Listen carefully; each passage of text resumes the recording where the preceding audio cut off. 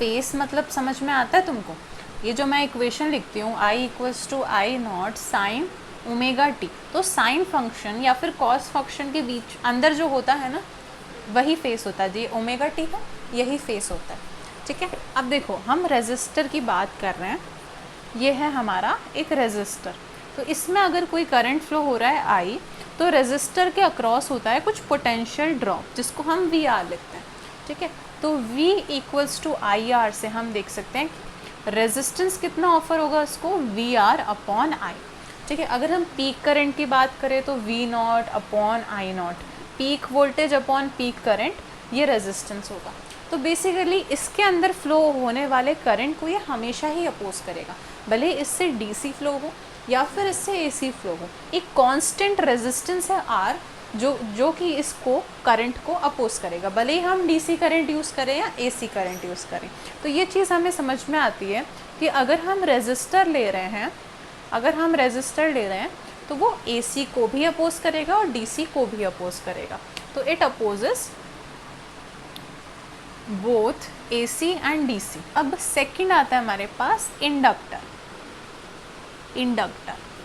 Inductor हमारा ऐसा होता है, इससे अगर मैंने कुछ आई करंट फ्लो करवाया है तो इससे ईएमएफ इंड्यूस होता है। उस ईएमएफ का फॉर्मूला होता है -L/di/dt।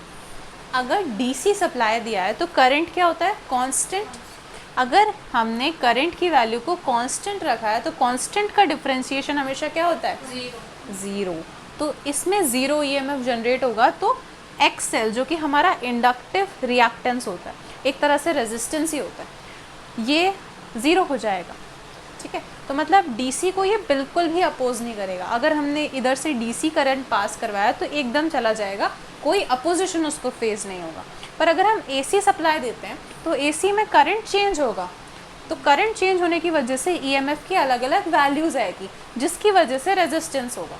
ठीक है, तो ये डीसी को तो अपोज नहीं करेगा, पर किसको अपोज करेगा, एसी को। तो ये पॉइंट हम लिखेंगे, it do not oppose DC, it opposes AC only. ठीक है, अब बात कर रहे हैं हम कैपेसिटर का। कैपेसिटर में क्या होता है, ऐसा होता है हमारा कैपेसिटर। अब देखो, अगर मैंने इस कैपेसिटर को किसी बैटरी से कनेक्ट कर दिया तो कैपेसिटर क्या होता है, चार्ज होता है। कैपेसिटर क्या करता है, अपने ऊपर मैक्सिमम चार्ज स्टोर करने की कोशिश करता है। कैपेसिटर का काम ही होता है अपने ऊपर चार्ज स्टोर करना। तो ये पॉजिटिव प्लेट है ना, ये पॉजिटिव टर्मिनल है बैटरी का, नेगेटिव टर्मिनल है। तो कैपेसिटर चार्ज पूरा होगा, तब तक पूरा चार्ज हो जाएगा जब तक ये वाली प्लेट पूरी पॉजिटिव ना बन जाए, ये वाली प्लेट पूरी नेगेटिव ना बन जाए। तो जैसे ही हम स्विच क्लोज करेंगे वैसे ही यहाँ से करंट फ्लो होना स्टार्ट होगा, पर जैसे ही कैपेसिटर फुल्ली चार्ज हो जाएगा करंट फ्लो होना बंद हो जाएगा। ठीक है, पर ये था डीसी के लिए। पर अगर मैंने एसी लगा दिया तो एसी में क्या होगा, पहले मान लो इस डायरेक्शन से करंट फ्लो हुआ, कैपेसिटर फुल्ली चार्ज हुआ ही था कि इस डायरेक्शन से करंट फ्लो होने लग गया, फिर कैपेसिटर डिस्चार्ज होगा, फिर चार्ज होगा, फिर डिस्चार्ज होगा।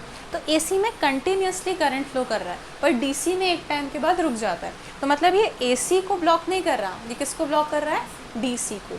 ठीक है, तो it does not oppose AC, does not oppose AC, it opposes DC only, it opposes DC only।